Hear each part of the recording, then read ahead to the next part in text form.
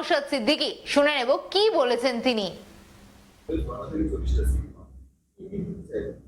প্রধানমন্ত্রী বলেছে বাংলার প্রতি এত নজর কেন ওনাদের সবার? দেখুন, কে কংগ্রেস কোথা থেকে কন্টেস্ট করে কটা সিট করবে না করবে, বা বিজেপি কোথা থেকে করবে, আইএসএফ করবে, তার জনগণের উপর নির্ভর করছে। জনগণ ভোট দিলে জিতবে। জনগণের ভোটে আমরা বিশ্বাসী, জনগণের রায়তে আমরা বিশ্বাসী। যেটাই মনে করবে তাতেই ম্যান্ডেট দেবে, তারাই আসবে। কিন্তু নিশ্চিতভাবে একটা কথা আমি বলতে পারি, যে প্রধানমন্ত্রী হয়তো বিরোধী শক্তিদেরকে, অবিজেপি শক্তি যারা আছে তাদেরকে ভয় পাচ্ছে, সেই জন্য বারবার আক্রমণ করার চেষ্টা করছে। সামনে আসছে রথীন্দ্রনাথ দেব নাম, এবং তিনি বহিষ্কৃত এই ইতিমধ্যে চাকরি থেকে, কিন্তু তিনি জেলও কেটেছেন। তারপরেও তিনি নাকি এতই প্রভাবশালী, তাকে ছাড়তে বাধ্য হয়েছিল, এরকম একটা অভিযোগ বিরোধী। ব্যাপারটা হচ্ছে, এরা চাকরি থাকলো না থাকলো এদের কাছে এটা ম্যান্ডেটরি নয়।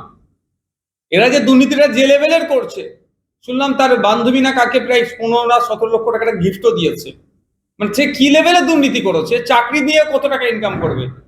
যদি আবার ডিএ ঠিকঠাক পাচ্ছে না, কত টাকা ইনকাম করবে? দুর্নীতি করার যখন সুযোগ পাচ্ছে বা সুযোগ দিচ্ছে শাসক ঘনিষ্ঠ হওয়ার ফলে, সে করে যাচ্ছে। কিন্তু কথা হচ্ছে, এরা যেগুলো হচ্ছে চুনোপটি। এরা কাদের নির্দেশে এই দুর্নীতিগুলো করলো? এদের মাথায় কি আছে? অর্গানাইজ ওয়েতে যেটা ক্রাইমটা করেছে, এই দুর্নীতিটা যে করেছে, এদের মাথায় কি আছে? সেইগুলোকে কবে বার করাবে? সবসময় দেখছি কি কাউন্সিলরের বাড়ি যাচ্ছে, প্রাক্তন চেয়ারম্যানের বাড়ি যাচ্ছে, কিন্তু যাদের নির্দেশে দুর্নীতিটা হচ্ছে সেই পর্যন্ত পৌঁছাতে পারছে না। সে চাকরি নিয়োগ থেকে শুরু করে, রেশন থেকে শুরু করে, পৌরসভা নিয়োগ থেকে শুরু করে 100 দিনের কাজেও দেখছি এই ধরনের হচ্ছে। 2 বছর ধরে নিয়ে শুধু নাড়াঘাটাই হলো করছে। কিন্তু যাদের নির্দেশে 14.5 লক্ষ, প্রায় 14.5 লক্ষ ফেক জব কার্ড বানিয়েছে, যাদের মূল যারা হোতা তাদেরকে তো ছেড়েই রেখেছে। নিয়োগ দুর্নীতিতে অভিযুক্ত সিরাজ উদ্দিন, এবং তিনি তার স্ত্রীকে বেআইনি। আপনার কাছে কি মনে হয়, আপনি নতুন বিধায়ক এবং এই ধরনের ঘটনা সুন্দরে বাজেট ভাষণ হয়েছে গত 3 বছর ধরে রাজ্যপাল থেকে, কিন্তু এবারে রাজ্যপাল দিন করে মনে হচ্ছে? দেখুন, মূল বিষয়বস্তু বলছি যে রাজ্যপালের ভাষণের ক্ষেত্রে, যে এবারে বাজেটের আগে রাজ্যপাল ভাষণ হলো না, এটা আইন বহির্ভূত কিছু করেনি। তারপরেও বলবো, রাজ্যপাল যে বক্তব্যটা দিত, রাজ্য সরকার ঠিক করে দিত, প্রিন্ট করে দিত, রাজ্যপাল এসে সেটাকে পড়ে দিত, এর বাইরে কিছু না। কিন্তু রাজ্যপাল আসেনি, এটা নিয়ে আলোচনা সমালোচনা বিতর্ক আছে। আমি শুধু একটা কথাই বিষয়ে বলতে চাই, আইনের পথে চলে, সাথে সাথে কিছু কনভেনশন থাকে, কিছু রীতিনীতি থাকে। এবারে যে আমরা রাজ্যপালকে দেখতে পাচ্ছি না, এটা জাস্ট রীতির একটা ব্রেক হলো। আইনের কোনো ব্রেক হয় না, লয়ের কোনো ব্রেক হয় না।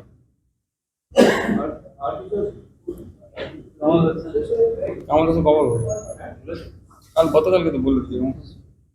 প্রধানমন্ত্রী সংসদের লোক দপ্তরে তুলনা করলেন, বললেন যে কংগ্রেস বিচ্ছিন্নতাবাদের উত্তর দক্ষিণ আলাদা করতে চাইছে এবং দেশকে সামগ্রিকভাবে এত বছর ধরে পিছিয়ে রেখেছে। আপনার কি খারাপ লাগছে? দেখুন, কংগ্রেস বলে নয়, হ্যাঁ, আমরা 2021 নির্বাচনে সংযুক্ত মোর্চায় লড়াই করেছিলাম। আজকেও নিজেকে সংযুক্ত মোর্চার বিধায়ক আমি বলি, যদিও কংগ্রেস এটাকে মানতে চায় না। যদি মানতে চাই না, আছে তারা মানতে চায় না বলে এখন কংগ্রেসকে যদি এই ধরনের আক্রমণ করে, তারপর চুপ করে থাকাটা অনুচিত। কারণ কংগ্রেসের হাত ধরে আমরা রাজ্যের দেশ কতটা এগিয়ে গেছে আমরা জানি। আজকে অনেক কথা বলছে দেশ পিছিয়ে ছিল, কিন্তু মোদিজি এসে এমন কিছু জিনিস তৈরি করতে পারলো না, বা এই 10 বছর চলছে তাদের, যেটা আগামীতে সেটা দেখাতে পারবে। কি দেখছি আমরা? যে এলআইসি 1956 সালের দিকে তৈরি হয়েছিল, মাত্র 5 কোটি টাকা ইনভেস্ট করে, সেই এলআইসি আছে 30,000 কোটি টাকার উপরে প্রপার্টি, তার শেয়ার বিক্রি করাতে চেষ্টা করছে। আমাদের এয়ারলাইন্স ছিল, সেটাকেও দিচ্ছে।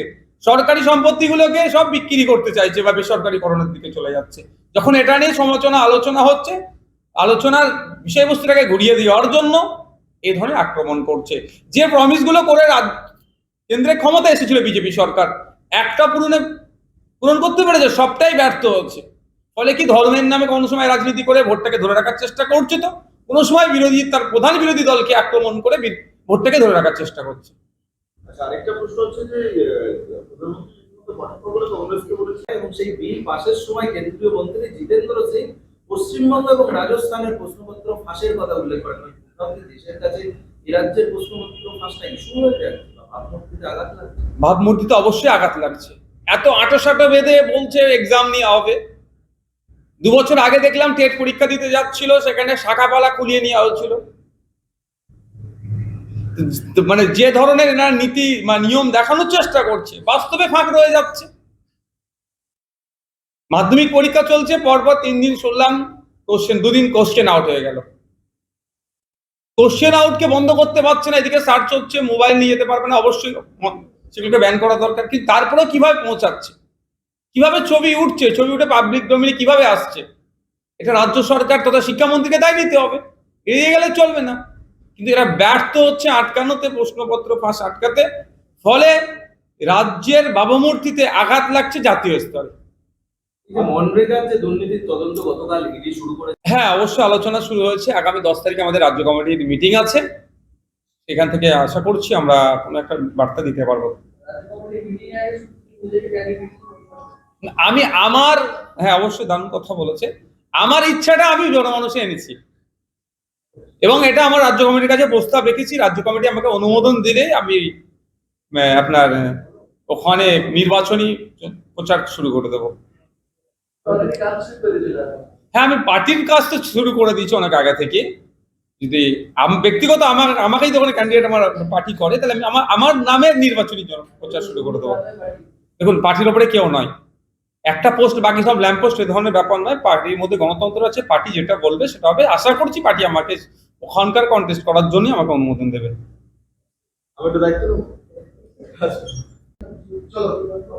আশা করব আগামীকাল যে বাজেট রাজ্যের পক্ষ থেকে পেশ হবে, জনকল্যাণমুখী বাজেট হবে। শিক্ষা, স্বাস্থ্য, কর্মসংস্থান থেকে শুরু করে মানুষ যাতে উপকৃত হয়, এই বাজেট হবে। ওই লক্ষ্মীর ভান্ডারকে দেখিয়ে ভোটকে পার করানোর জন্য কোনো চমকের বাজেট আশা করছি হবে না।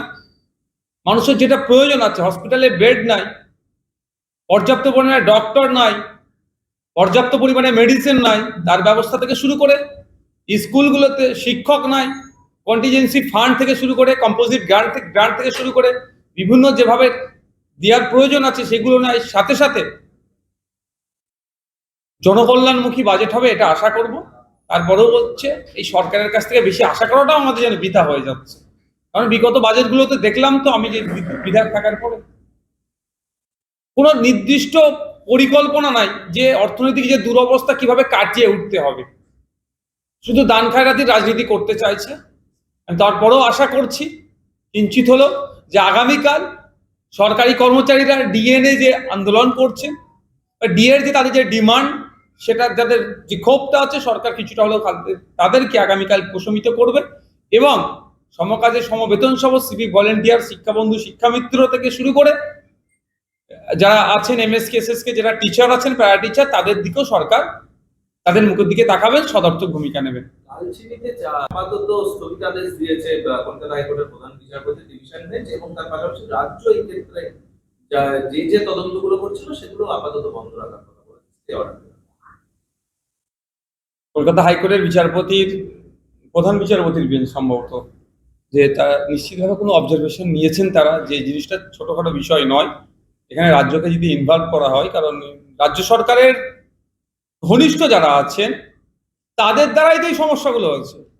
আর এত দিন অতিবাহিত হয়ে যাওয়ার পরেও তার এখনো নির্দেশনা, রাজ্য সরকারের পুলিশ তার কোথায় লোকেশন ট্র্যাক করতে পারছে না, লোকেশন ট্র্যাক করলেও জনমানুষে নিয়ে আসছে না।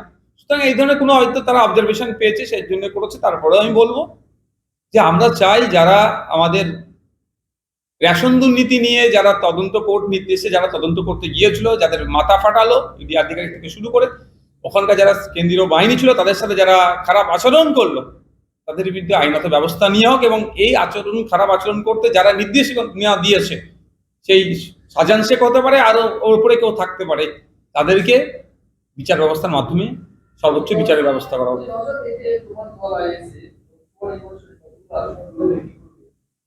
সিআইডি তদন্ত চলছে, কিন্তু তার স্ত্রী এবং তিনি নিজে এখনো ডিগ্রি প্রিন্সিপাল এবং হাই স্কুলে যান। এই সিরাজউদ্দিনের মাথায় কার হাত আছে দেখতে হবে। তো সিরাজউদ্দিনের মাথায় অনুপ্রেরণার হাত থাকতে পারে, না হলে যেখানে এটা নিয়ে এত রেডে করে উঠছে, এটা নিয়ে যখন এত আলোচনা হলো, বিভিন্ন মিডিয়ার মাধ্যমে দেখালো, আপনার এক্সপোজ হলো, এটা জনমানুষে আসলো, তারপরেও সিআইডি তদন্ত করছে, তদন্ত করতেই থাকবে। কারণ সিআইডি কে কে পরিচালিত করছে? মুখ্যমন্ত্রী।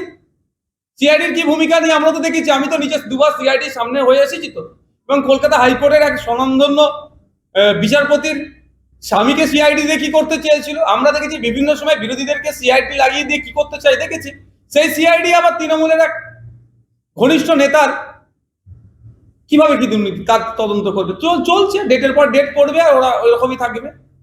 সন্দেশখালীর ঘটনা মুখ্যমন্ত্রীকে চিঠি দিয়েছে বিএসএফ নিয়ে, মুখ্যমন্ত্রীর যে বক্তব্য বিএসএফ এর কাগজ এটা হচ্ছে এনআরসি সংক্রান্ত বিষয়, সেটাকে মুখ্যমন্ত্রীকে খণ্ডন করতে, মানে মুখ্যমন্ত্রীকে সেটাকে প্রমাণ করতে হবে, এটা সত্যি তার কাছে অভিযোগ আছে, তথ্য সহকারে বিধানসভাপত্র আনতে হবে, নাহলে মুখ্যমন্ত্রীকে প্রকাশ্যে ক্ষমা দিতে হবে। এই ঘটনায় মুখ্যমন্ত্রীকে চিঠি এবং স্বরাষ্ট্রমন্ত্রীকে চিঠি দিয়েছে। দেখুন, ব্যাপারটা হচ্ছে শুধু ভোটের রাজনীতির জন্য আমরা বিভিন্ন সময় যেভাবে অবাঞ্ছিত মন্তব্য করছি মোটেই কাম্য নয়। আমিও শুনছিলাম নাকি বিএসএফ কাগজ ধরিয়ে দিচ্ছে, ওটাই নাগরিকত্বের প্রমাণ হবে, আনাবে তা হবে। ব্যাপারটা হচ্ছে বিএসএফ এর কি রাইটটা আছে এই ধরনের কোনো পেপার ইস্যু করার? প্রথম কথা তো এই রাইটটাই নাই বিএসএফ এর। দ্বিতীয় কথা, বিএসএফ দিচ্ছে কি দেয়নি, শঙ্কর ঘোষ যেমন প্রশ্ন করেছেন, সাথে সাথে বিএসএফ এর যারা আধিকারিক আছে তারা এখনো পর্যন্ত এই বিষয়ে মুখ খুলছেন না কেন? রাজনৈতিকভাবে শঙ্কর ঘোষ যে প্রশ্ন করেছে সেটাকে উপেক্ষা করা যায় না, তবে ক্ষমা চাওয়ার ব্যাপার না যাওয়ার পরে সেটা একটা পর্যায়ে এসে দাঁড়াবে। কিন্তু বিএসএফ এর আধিকারিকরা চুপচাপে কথা শুনে নিচ্ছে কেন? আমি এই বিষয়ে একটা প্রসঙ্গই বলবো বাংলার জনগণের কাছে, যে মমতা ব্যানার্জি মহাশয়ের কথায় আপনারা এনার কথায় কেউ উত্তেজিত হবেন না। 2021 নির্বাচনের সময় সেন্ট্রাল ফোর্সকে খুন্তি কি অ্যান বলেছিল, বলে মানুষকে এক প্রকার প্রভোগ করিয়েছিল। আমরা ভুলে যাচ্ছি না শীতলকুচির ঘটনা। শীতলকুচিতে চারটে তাজা প্রাণ হারিয়েছিল, এত প্রায় 2.5 বছর হতে যাচ্ছে। শীতলকুচির যাদের প্রাণ গিয়েছিল তাদের পরিবার কিন্তু এখনো বিচারটা পেল না। তো আগামী দিনে এই বিএসএফ এর প্রতি মানুষকে এই যে খেপিয়ে তোলার চেষ্টা হচ্ছে, এই ট্র্যাপে কেউ পা দেবেন না, এটা আমি বাংলার মানুষের কাছে অনুরোধ করব। তরফ থেকে বিভিন্ন প্রকল্প রয়েছে, কোথাও সমন্বয় কোথাও অভাব হয়, সে কারণে শহরের রাজধানীতে প্রকল্পের ঘোষণা হচ্ছে, মফস্বলে গিয়ে প্রকল্পের কতটা বাস্তবায়ন হচ্ছে এটা কি রাজ্য সরকারের পক্ষ থেকে বা কনসার্ন ডিপার্টমেন্ট ঠিকঠাক দেখছে? ঠিকঠাক দেখলে এটা এই দিন আমাদেরকে দেখতে হয় না। কিন্তু দুঃখের বিষয়, রাজ্য সরকার, চা শ্রমিক ইউনিয়ন এবং কোম্পানিগুলো 2016 থেকে 2023 প্রায় 22 থেকে 23 বার মিনিমাম ওয়েজেস নিয়ে চা শ্রমিকদের আন্দোলন মানে মিটিং করার পরও এখনো পর্যন্ত মিনিমাম ওয়েজেসটুকু ঠিক করতে পারলো না রাজ্য সরকারের পক্ষ থেকে। এটা রাজ্য চলছে, এটা সার্কাস চলছে, এটা সরকার চলছে না। অনাহারে মৃত্যুর সংখ্যা ক্রমশ বেড়ে যাচ্ছে। আজকে যে চা শ্রমিকের কথা বলছেন, সত্যি ভাবতে কষ্ট লাগছে। এটা খোঁজ নিলে দেখা যাবে বর্তমান যে সমস্ত চা শ্রমিক আছে তাদের একদিনের জন্য সম্ভবত 8 থেকে 9 টাকা বরাদ্দ করা আছে তাদের মিলের জন্য, একদিন মিলের জন্য। কোন জায়গায় আমরা আছি? আর এত প্রকল্পের কথা বলছে, চা সুন্দরী প্রকল্প থেকে শুরু করে বিভিন্ন প্রকল্প শুধু খাতায় কলমে হয়ে যাচ্ছে, বাস্তবায়ন দেখতে পাচ্ছি না। কারণ গতকালকে আমি বিধানসভার মধ্যে এক কোশ্চেনের প্রতি উত্তরে পেলাম, একজন জেলে থাকা বন্দির একদিনে 52.54 টাকা খরচ, তার জন্য খাদ্যের জন্য বরাদ্দ করা হচ্ছে। খাতায় কলমে এত টাকা বরাদ্দ হয়ে যাচ্ছে, কিন্তু দিনের শেষে সে কত টাকার খাবারটা পাচ্ছে সেটা দেখভালের জন্য যে মনিটরিং কমিটি হওয়া দরকার সেটাকে ইনঅ্যাক্টিভ করে রেখেছে। এখান থেকে হয়তো কোনো পার্সেন্টেজ বা কাটমানি বিভিন্ন জায়গায় যাচ্ছে বলে এগুলোকে ইনঅ্যাক্টিভ করে রেখেছে। জেলের প্রসঙ্গ তুললেন, রামনগরের সাংসদ তৃণমূল কংগ্রেসের সর্বভারতীয় সাধারণ সম্পাদক, তিনি লোকসভাতে গোটা দেশে জেলে কতজন বন্দী রয়েছে, তাদের কি অবস্থা, এবং সেটা থেকে এই যে অতিরিক্ত বন্দীর সংখ্যা লোকসভা থেকেও জানানো হয়েছে, সেখান থেকে মানে বের করার উপায় কি, মানে জেল সংক্রান্ত 3টি প্রশ্ন। আরেকবার বলুন, কে করেছে? অভিষেক বন্দ্যোপাধ্যায়, রামনগরের সাংসদ এবং তৃণমূল কংগ্রেস। এত ন্যাশনাল ইস্যু, স্টেটের ইস্যু, তিনি যেখানকার বিধায়ক এমপি, গার্মেন্টস হাব ওখানকার আছে একটা, এগুলো বাদ দিয়ে হঠাৎ জেলের কোশ্চেন তিনি করতে গেলেন কেন? জেলের যাওয়ার প্রস্তুত নিচ্ছে না কি কি কোশ্চেনটা করেছে একটু আরেকবার বলবেন? অভিষেক বন্দ্যোপাধ্যায় প্রশ্ন করেছেন যে এই মুহূর্তে গোটা দেশে মোট বন্দীর সংখ্যা কত, আর জেলে যে বন্দীর সংখ্যা রয়েছে তা অতিরিক্ত কিনা, এবং কত দেশে কত বন্দী রয়েছে, এবং এই অতিরিক্ত বন্দীর ক্ষেত্রে রাষ্ট্রমন্ত্রক কি ভাবনা চিন্তা করছে। মানে কোশ্চেনটা তো এটা ছিল ক্যাপাসিটি কত, ইন প্রেজেন্ট কত আছে, আর যদি অতিরিক্ত হয় তার ক্ষেত্রে কি সমস্যা। 3টে তো ভয়ঙ্কর কোশ্চেন করেছে। ক্যাপাসিটি কত আছে তার নিশ্চিতভাবে দেখা যাবে, হয়তো যে উত্তর দিয়েছেন ইউনিয়ন মিনিস্টারের পক্ষ থেকে, দেখবেন ক্যাপাসিটির বাইরে আছে।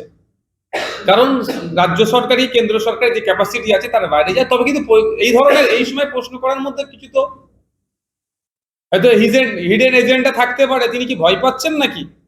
কারণ তার দলেরই তো একাধিক নেতা, কেউ রাজ্যের জেলে আছে তো কেউ দিল্লির জেলে আছে। আগামী দিনে কোথায় থাকবেন না থাকবেন, বা তার সাঙ্গপাঙ্গ যারা আছেন, যারা দুর্নীতি করেছেন, একটা হেভি অংশের তো মানে যুব মাদার এক্ষেত্রে দুর্নীতি কেউ লিমিটেশন রাখেনি, সবাই ঐক্যবদ্ধ হয়ে দুর্নীতিটা করেছেন। হেভি অংশের মানুষজন কত জেলে থাকবে, কত জেলে রাখার ক্যাপাসিটি আছে, সেটা নিয়ে হয়তো ভাবছি। আমি যতটুকু জানি ভারতবর্ষের সমস্ত জেল মিলিয়ে ক্যাপাসিটি প্রায় ওই 4.5 লক্ষের আশেপাশে হবে। আর তৃণমূলের পঞ্চায়েতের মেম্বার থেকে মন্ত্রী পর্যন্ত এত দুর্নীতি করে ফেলেছে, এই 4.5 লক্ষের ডবল হয়ে যাবে। সেগুলো কি হয়তো এখন নিয়ে হয়তো ভাবছেন যে আগামী দিনে এদের কোথায় থাকবে না থাকবে এখন থেকে। কারণ আবার যে 3 নম্বর কোশ্চেন আপনি যেটা বললেন, যদি অতিরিক্ত হয়ে যায় তার জন্য কি সমাধান করছে, মানে এখন থেকে হয়তো তিনি যেখানে থাকতে চাইছেন বা থাকার মানে থাকতে পারে আগামী দিনে, তার জন্য হয়তো মানে ব্যবস্থা নিচ্ছে। পরীক্ষার প্রশ্নপত্র ফাঁস নিয়ে নরেন্দ্র মোদী